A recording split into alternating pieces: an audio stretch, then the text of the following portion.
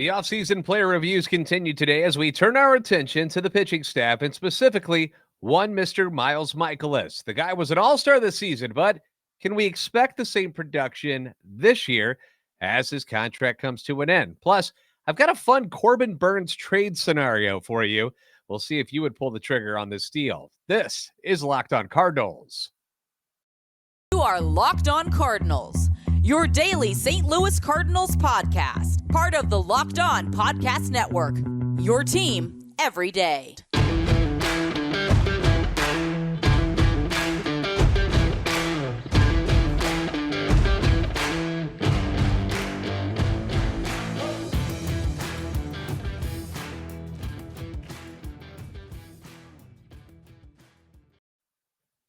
Hey there, Cardinals fans. I'm JD Hafford. I'm a national radio sports anchor, born and raised in the Lou and a lifetime Cardinals fan, and I'm your host for Locked On Cardinals, part of the Locked On Podcast Network, covering your team every day. You can follow me on Twitter at JD Sports Radio. Follow the podcast at LO_Cardinals. I want to thank those of you who make Locked On Cardinals your first listen every day. We are free and available wherever you get your podcasts, on iTunes, Spotify, Google Podcast, also on YouTube. Make sure to like and subscribe and comment so you can interact with us. Hit that notification button so you know when the next video is going to go live. But if you can like and subscribe, that would be great. It takes like 2 seconds for you to hit that like button. We get hundreds and sometimes thousands of people watching these videos. And then I got like 50 likes on there. All you got to do is click the little like button, man. What's so hard about that? Click subscribe, become a member, be a part of Locked On Cardinals, because this is a show serving Cardinal Nation and giving the best fans in baseball all of the info about the birds on the bat. So the Cardinals were an incomplete team in 2022, mostly, in my opinion, due to injuries. The outfield, which seemed like it was completely set coming into the year, just fell apart, was in shambles after O'Neill kept getting hurt. Bader got hurt, then he got traded. Carlson missed time with injuries. Yepes got hurt as well. The infield stayed intact for the most part, except for the Paul DeJong struggles, which forced some shifting around, but nothing too major injury-wise there. Then there was the starting rotation, who dealt with multiple injuries. The hopeful ace, Jack Flaherty, didn't finally arrive in St. Louis until June, and then he was gone again. And then he came back, but it was September, and the season was pretty much over. Free agent signing, Steven Matz, inconsistent. Then he gets hurts his arm. Then he comes back. Then he hurts his knee. Then he's in the bullpen. Dakota Hudson, inconsistent. Adam Wainwright, a rock until September. Then his mechanics fall apart and he struggles. And then there's Miles Mikolas, the last man standing, who made a career-high 33 starts this year and made the All-Star team. Actually, 33 appearances, 32 starts, and made the All-Star team. Now, by a show of hands, go ahead, don't be shy here. Who saw that coming? Anybody? Anybody? Certainly not me. I sure did not. I genuinely had no faith, none whatsoever in Miles Mikolas coming into the season, and I'll explain to you why. I have reasons behind this. Now, Mikolas was a 7th-round pick by the Padres in 2009. Out of, anybody know? Nova Southeastern University. Never heard of it, have you? Neither had I. But apparently it's located in Davie, Florida, and is a private research university, whatever that means. Other well-known alumni of Nova is the former VP of Panama. Of course, you knew that. How about the dermatologist who won Big Brother 2? He's apparently somebody who's important. And there was another well-known baseball player, J.D. Martinez. J.D. Martinez went to the same school, same time as Miles, actually. Miles went 7-2 with a 2.09 ERA and 11 starts in 2009. Martinez had great numbers, hit .428, 15 bombs, set a program record with 73 runs scored. But Miles gets taken in the 7th round. J.D. Martinez didn't get drafted until the 20th round by the Astros. I wonder if Miles actually teases J.D. Martinez about that. Could they be teammates at some point this year? Possibility. Anyway, so he gets drafted, had pretty good numbers in the minors, and kept going up and down between the big club and their AAA affiliate. In fact, the first hitter he ever faced, Giancarlo Stanton, then with the Marlins. What did he do? Hit a home run off him, because that's what people do against Miles Mikolas. And It just is the way it is, man. He gives up a lot of home runs. And Miles grew up a Marlins fan, so that had to be a little bit weird for him, right? So the Padres ended up trading Mikolas to the Pirates after the 2013 season, not because he had horrible numbers. They just they designated him for assignment, actually. Nobody took him, so they traded him, along with another player in exchange for Alex Dickerson. And then the Pirates flip him to the Rangers, and things didn't fare well in Texas. Things were bad there. He gets released after the 2014 season. So what does Miles decide to do? I'll go to Japan. Why not? Goes to Japan to pitch, spends 3 seasons there, goes 31-13 at their highest level, and has a 2.18 ERA before the Cardinals come calling. Mikolas signs a 2-year, $15.5 million contract with the Cardinals, and he does that on December 5th, 2017. Now in 2018, Mikolas shocks everyone and goes 18-4. 18-4. His 18 wins led the league. With a 2.83 ERA, he becomes an all-star.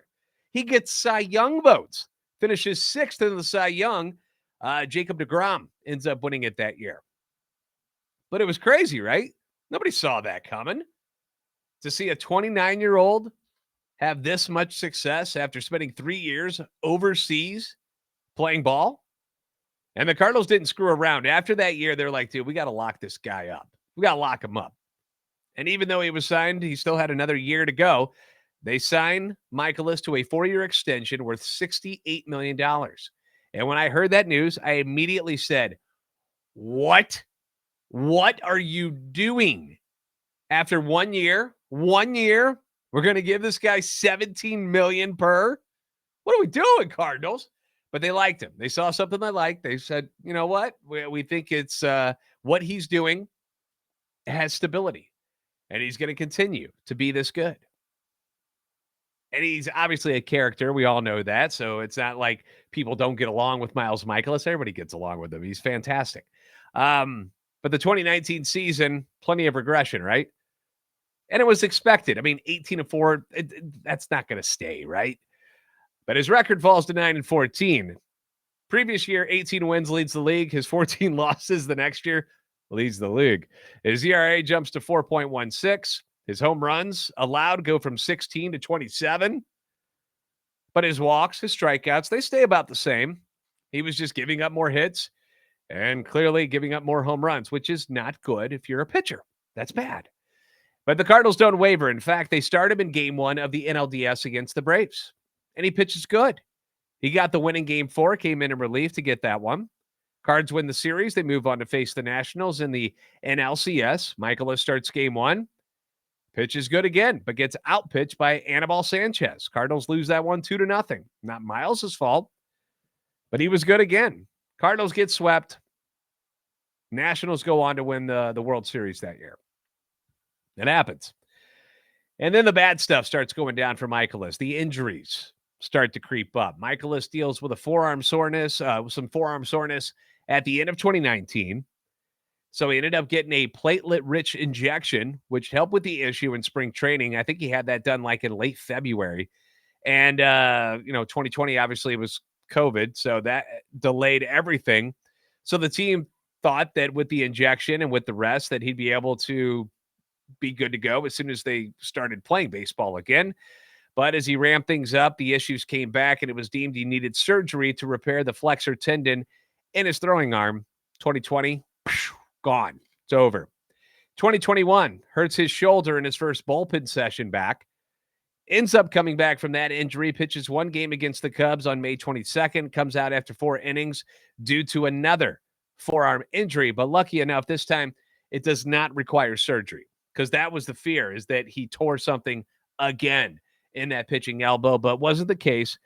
But still, we don't see him for a long time. Doesn't return to the team until August, and when he does return, it didn't look that great. He had a couple games where he's okay, but for the most part, that wasn't something we liked. So you can't blame me after telling you all of this long shot story, the injuries. You can't blame me or anyone for having low expectations of Miles Mikolas coming into the 2022 season, but good for him. Prove me wrong, and everyone else who doubted him wrong. We'll talk about his comeback season next and why I expect little drop off. We'll do that next here on Locked On Cardinals. Did you know that over the holidays, property crimes like burglaries and package thefts spike nationally? You've heard the stories, right? You watch the news, people take stuff off of people's porches. How about the movie Home Alone? They wait till you go out of town to visit family, and then they break into your home. Not something you want to go through, right? That's why our friends at SimpliSafe Home Security are offering, get this, 50% off their award-winning security system. 50%. So that more families like yours can feel safe and secure this holiday season. Order your SimpliSafe system for half off today and enjoy advanced security and greater peace of mind this holiday season. And yes, it is the holiday season. We are in November now, and if you could see through the walls over here, my wife has already got a Christmas tree up. We're calling it a holiday tree right now. We don't have all the bells and whistles of Christmas onto it yet, but she wanted it up. She's like, I'm ready to be festive. But we want our home protected, don't we? All of us do. And SimpliSafe is the name that you got to know because they were named the best home security system of 2022 by U.S. News and World Report. A third year in a row. This is not just a one-off type of thing. 3 years in a row. Dominating. In an emergency, 24/7 professional monitoring agents use Fast Protect technology exclusively from SimpliSafe to capture critical evidence and verify that the threat is real so you can get priority police response.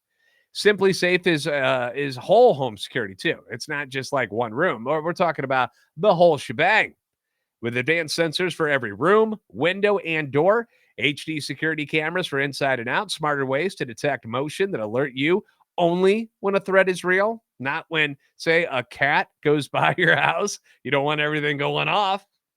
They'll let you know. And even the hazard sensors, that's a big deal because they detect fires, floods, and other threats to your home. Just because we don't get a lot of those things in St. Louis, we've got people listening to the show all over the country, all over the world. I got people who email me from overseas. Hazard sensors for all of those issues that happen all over the world. 24/7 professional monitoring service costs less than $1 a day. Less than $1 a day, less than half the price of ADT's traditional professionally installed system. Don't miss your chance to save big on the only security system that we recommend here at the Locked On Network. Get 50% off any new SimpliSafe system at simplisafe.com/LockedOnMLB. That's where you got to go, okay? This is their biggest discount of the year. So don't wait. Don't let it pass you by. Keep your family, keep your home safe. SimpliSafe.com/LockedOnMLB. There's no safe like SimpliSafe.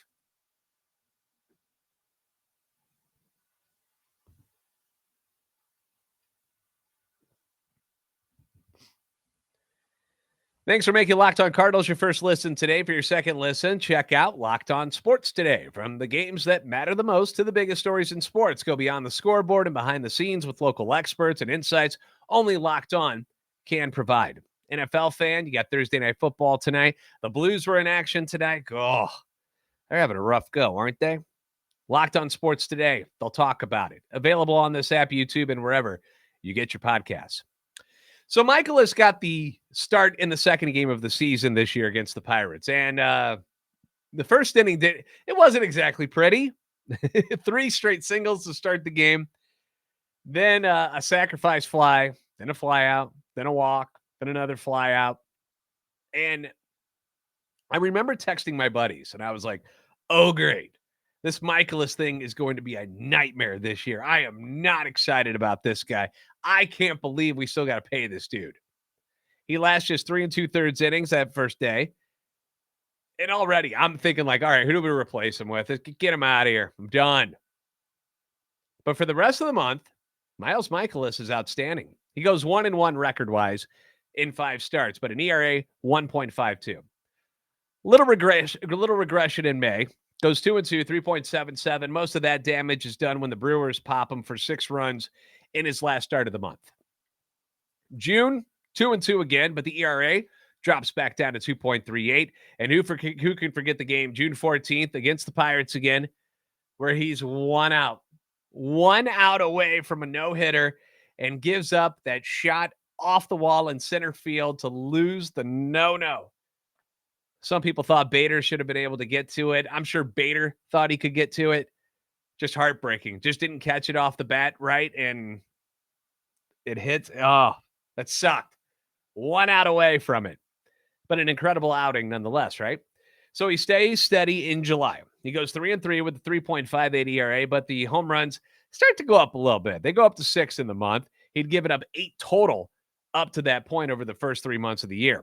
Wraps up the first half with a 7-7 record, which isn't great, but his ERA is 2.54. And people notice. And he ends up making the NL All-Star team as a replacement for Corbin Burns, who we're going to talk about a little bit later in the show. And that's got to be a cool moment for him. After the struggles in the U.S., he goes to Japan, comes back, dominates. Then he goes through all the injuries, which basically wipe out 2 years of his career. Rebounds by making the All-Star team again. Bravo. Bravo, Miles Mikolas. Second half, a little bit rockier. Perhaps it's the ballparks that he plays in. Had to go to Coors Field in Denver. Great American Ballpark in Cincinnati twice, but his numbers got ugly at the end of July into August. He gives up 6 runs in Cincinnati at the end of July. Then he goes 2-2, but the ERA shoots up to 5.75 in August. And we all remember that horrible, horrible Rockies game on August 9th where you just felt bad about it. Like watching it, you're like, Ollie, take him out. Gets abused for 10 runs on 14 hits in just 2 2/3 innings. He also gives up 4 runs and 3 more home runs at Cincinnati on August 29th. The home run ball, it's just going to be a thing with Miles. It's going to be there all the time because he lives in the strike zone. He's not somebody who's got this crazy repertoire of pitches that gets people to chase all the time. His game is throwing strikes. And you just hope that you can contain these home runs to make sure that they're just solo home runs if you can. But he gives up 7 more of them in August. And a funny stat here, because this is how much he throws strikes. He gave up more home runs in August, 7, than he did walks. He walked 4 people and gave up 7 home runs. Then in September, things settle down again. He goes 2-3, ERA back down to 2.38, and the home runs drop to 4. He ends up starting game 2 of the National League Wildcard Series and goes 4 1/3 innings, giving up 2 runs, including, you guessed it, another home run. This one, a solo moonshot by Bryce Harper, which unfortunately kind of set the tone of that game. And the Cardinals lose 2-0, and their season comes to an unceremonious end.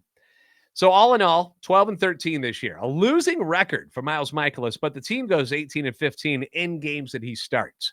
His ERA finishes at 3.29, which was 24th in all of baseball and 14th in the National League. He was 10th in the league in walks per 9, which is something he does great and always has. But I think the biggest takeaway about Miles Mikolas' season is the fact that he was healthy all year long. I mentioned at the beginning, he had 33 appearances, 32 starts. Those 32 starts, the second most in all of Major League Baseball. All of Major League Baseball. And the bottom line is a healthy Mikolas is a pretty good pitcher. And this next season, he's got something to prove. And this is also why I think we won't see all that much regression from this year's numbers.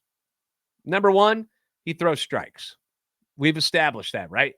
Always has. He throws strikes. Hence, he gives up more hits and more home runs because hitters have to swing at the ball or they'll strike out looking. But he gets the guys to put the ball in play. He doesn't walk guys, which gets him into bad innings or anything like that, which is how your numbers can really start to escalate. Go ask Dakota Hudson. When you start walking people, what happens to your numbers? They go up. That's not going to happen with Mikolas. He's going to throw strikes. Number 2, he got 0 to 2 runs in run support in 13 of his starts. So that obviously had an effect on his wins and losses this year. He also had, I think it was 13 starts where they scored 6 or more runs, which also has an effect. But 2 or less runs in 13 of the starts against we saw this a lot. It was brought up all the time on the telecast that if he could just get some run support once in a while. So hopefully the Cardinals can do that for him next year. He developed a nice rapport with Andrew Kisner behind the plate, who could very well be his catcher next year more times than not.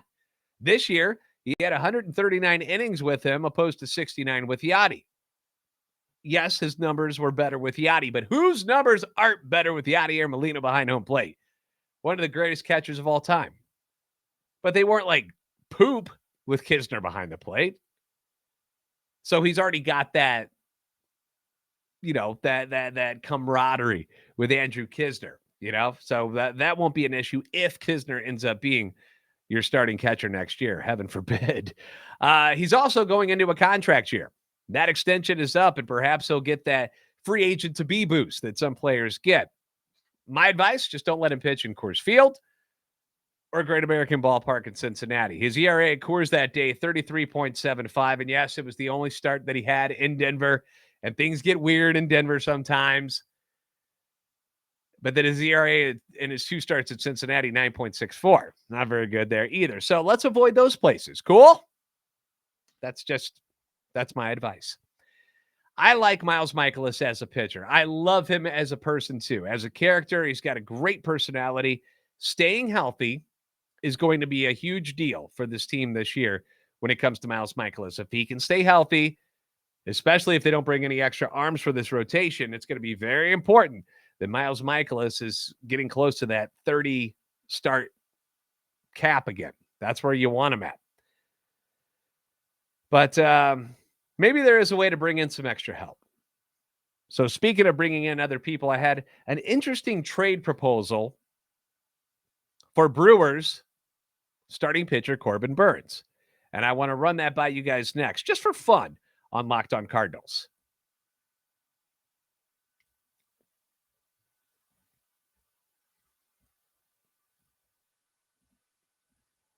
So our guy Lindsey Crosby over at Locked On MLB Prospects, if you're not listening or following that particular podcast, you should do that. Talks about Cardinals prospects a lot and a lot of other prospects around the league. But he's also doing a lot of trade chat lately because it's the offseason. You got the GM meetings coming up, and after the World Series is concluded, we should start seeing some action. One that he brought up today was the post on Twitter. If we assume the Brewers can extend both Burnes and Woodruff, what does your team offer for Corbin Burnes? And then he wrote like a text to all of us in the Locked On Network, like, hey, if you guys got an offer for Corbin Burnes, would love to hear it from you. Let us know what you think it'll be. Well, we can talk about it. So here was my response, okay? Using the Baseball Trade Values website, Burnes is worth a 78.3. So this is the package that I put together, and I've actually got this thing. I'm going to push this up here on YouTube for you. There you go. So that's what I put together. Burnes, as you can see, 78.3. That's his value. So I've got outfielder Alec Burleson, second baseman Nolan Gorman, right-hander Gordon Graceffo, and left-hander Matthew Liberatore. And that gave me an overall value of 82.10. All right. And then I wrote on the tweet, I said, not that the Brewers would ever trade him in the division, but the Cardinals need a bona fide ace, and offering 3 of their top 5 prospects, 2 of them pitchers, and Gorman, who was their top prospect, might be hard to pass up, right? I mean, wouldn't you think about something like this if you were offered it, if you're the Brewers? I don't know. I mean, again, I have no illusions that the Brewers would trade him to the Cardinals. But what are your thoughts on that particular deal that I put together? Would you move it around? Would you bring in other players instead of the ones that I offered? Yay or nay? Why or why not? Do you like or dislike this deal? Leave your comments down below on the YouTube video. And obviously, you can hit us up on Twitter as well. I retweeted the interaction that we had going on with Locked On MLB Prospects on Twitter. So if you want to write something about that, I encourage Brewers fans to write in too. And I'm sure they're going to say, hell no, we're not giving you Corbin Burnes. But for fun, all right, just for fun, what do you guys think of that deal? I mean, that's a lot. That is a lot going into that. 3 of our top 5 prospects. The only ones I didn't include were Jordan Walker and Mason Wynn, who the Brewers would probably demand at least one of them, but I say nay. you get this because the Baseball Trade Values website says that that's enough. So there you go. Thanks for making Locked On Cardinals your first listen today. For your next listen, check out the Locked On Sports Today podcast, the biggest stories of the day, plus instant reactions, big game recaps, and the take of the day, available on the Odyssey app, YouTube, and wherever you get your podcasts. Once again, you guys are the best fans in baseball for a reason. We'll see you next time on Locked On Cardinals.